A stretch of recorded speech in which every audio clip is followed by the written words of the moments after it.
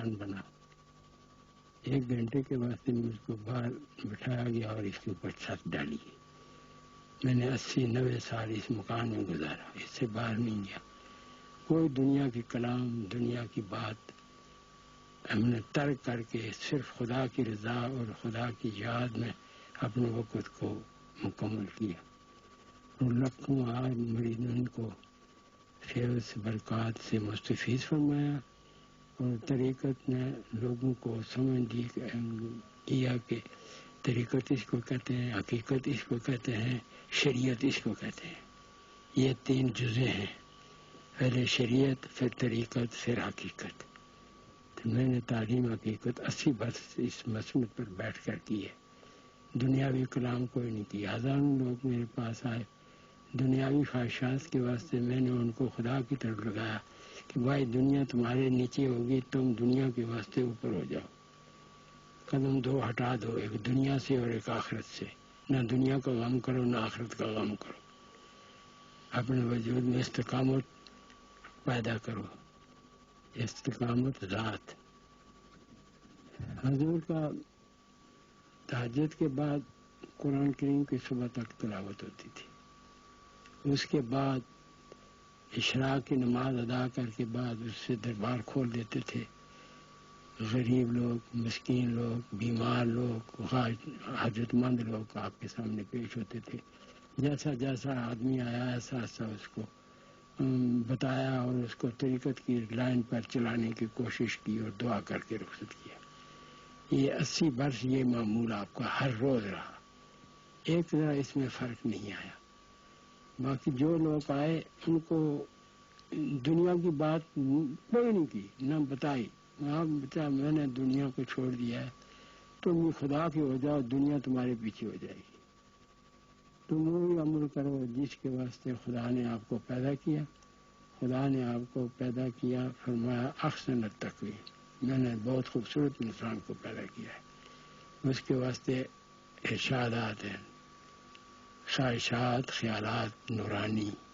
خیالات باطلہ، خواہشات باطلہ کو دور کرنا، خواہش نورانی اور خیال نورانی کو قائم رکھنا. یہ حضور کا ارشاد ہے کہ ہر وقت اپنے خیال کو ذکر میں مشغول رہیں. چلنا، بیٹھنا، سونا اسی کے ساتھ ہو. اگر رفتم بہو رفتمش، اگر شستم بہوش، نہ دیدم ہیچ چیزیں را مگر او را یا دیدم. کسی کی طرف مت دیکھو، اسی کو سامنے دیکھو. انسان کا اصلی مقصد یہی ہے. تو اس کو سمجھنے کے واسطے ضرورت بھی بڑی ہے اس وقت. خدا تعالیٰ تمام لوگوں کو اس فیض سے مستفیض فرماوے. ظاہری باطنی کمی ہر کسی کی خدا بہتر فرمائے. آپ نے دشوار گزار پہاڑی مسافت کو قطع کرتے ہوئے حضرت خواجہ نظام الدین کیانوی رحمۃ اللہ تعالی علیہ کی خدمت میں حاضری دی. حضرت خواجہ کیانوی نے آپ کو دیکھتے ہی فرمایا، جس مرد حق کی تلاش تھی وہ آ گیا. خواجہ کیانوی رحمۃ اللہ علیہ نے منازل سلوک طے کروانے کے بعد آپ کو اپنی دستار مبارکہ اور خرقہ خلافت عطا فرماتے ہوئے بیعت کی اجازت مرحمت فرمائی اور واپس روانہ کرتے ہوئے مری کے کسی ویران اور گمنام مقام پر چلہ کشی کا مشورہ دیا.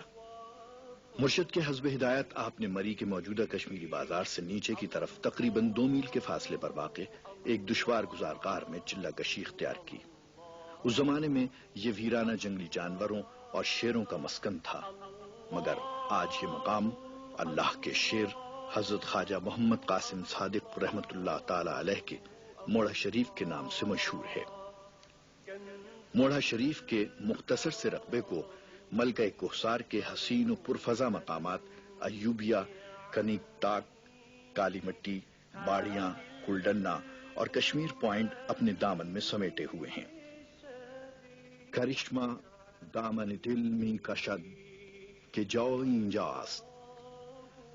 حضرت بابا جی صاحب موڑھوی رحمت اللہ تعالی علیہ نے اس مقام پر موجود رہتے ہوئے 80 سال تک اسلام کی تبلیغ کا فریضہ انجام دیا.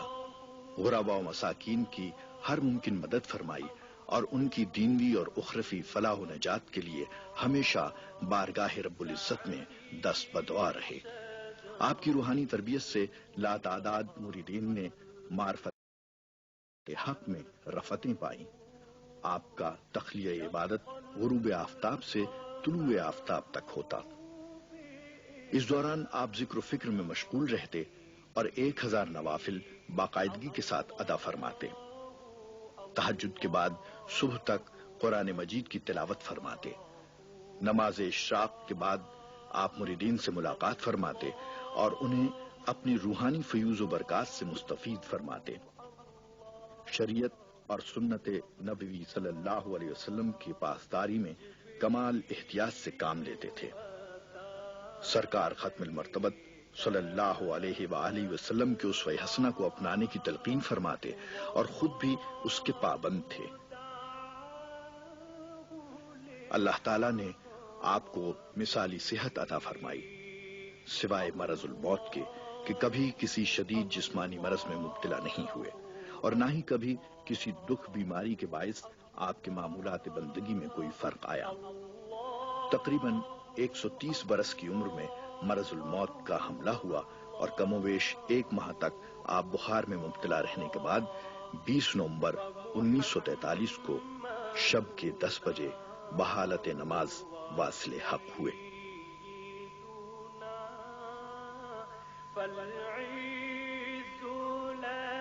آپ کے یوم وصال کے حوالے سے ایک قابل ذکر بات یہ ہے کہ عرصہ 50 سال سے اسی تاریخ کو حضرت خواجہ صاحب ایک عظیم الشان عرس منعقد فرماتے چلے آ رہے تھے جو بالآخر آپ ہی کا عرس قرار پایا۔ خواجہ صاحب مولوی کو اللہ تعالیٰ نے 6 فرزند عطا فرمائے تھے۔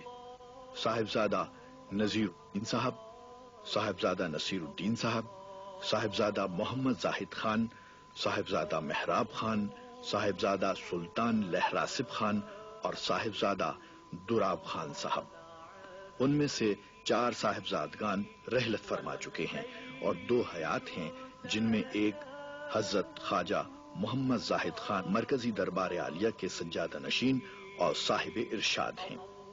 حضور بابا جی صاحب نے اپنے وصال سے چند برس پہلے آپ کو خلافت سے سرفراز فرمایا۔ حضور نے خلافت اپنے زمانے میں 12 سال مجھ کو پہلے خلافت ملی۔ تمام لنگر کے دربار کے جتنے خدمات تھے، جو نظام تھا، سب میرے سپرد کیا گیا۔ میں پھر اسی ڈیوٹی میں قائم رہا۔ وصال کے دن سویرے میں آیا تو مجھ کو کہنے لگے کہ تم نے یہاں سے اب نہیں ہلنا ہے، ادھر ہی ٹھہرو۔ میں پھر ادھر کھڑا ہو گیا، یہ تخت اس جگہ میں کھڑا ہے۔ صبح سے لے کے رات کے 10 بجے تک میں ادھر کھڑا رہا۔ 10 بجے رات کو آپ کا وصال ہوا۔ پھر اس سے بعد اپنی زندگی کو آپ کے فرمان کے اوپر ہی رکھا۔ کوئی دنیاوی کسی چیز کی، کسی مال کی، کسی کام کی خواہش نہیں رہی دل میں۔ اسی کے خیال میں حضور کے فرمان کے مطابق آج دن تک بیٹھے ہوئے ہیں۔ سلسلہ اسی طرح چل رہا ہے۔ میں خدمت گاروں کی طرح لوگوں کی خدمت کرتا ہوں۔ آپ مرکزی دربار موڑا شریف کے سجادہ نشین کی حیثیت سے سال میں 2 مرتبہ عرس منعقد کرواتے ہیں۔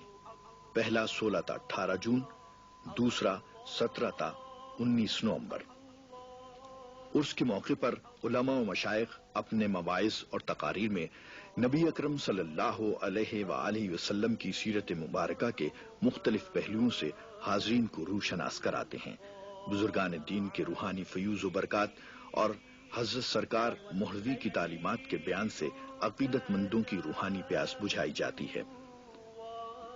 عرس کی ان تقریبات کا اختتام اجتماعی دعا سے ہوتا ہے، جس میں بارگاہ الہی سے برادر اسلامی ممالک اور مملکت خداداد اسلامیہ جمہوریہ پاکستان کے استحکام اور ملت اسلامیہ کی اصلاح و فلاح اور بقا کے لیے خصوصی التجا کی جاتی ہے۔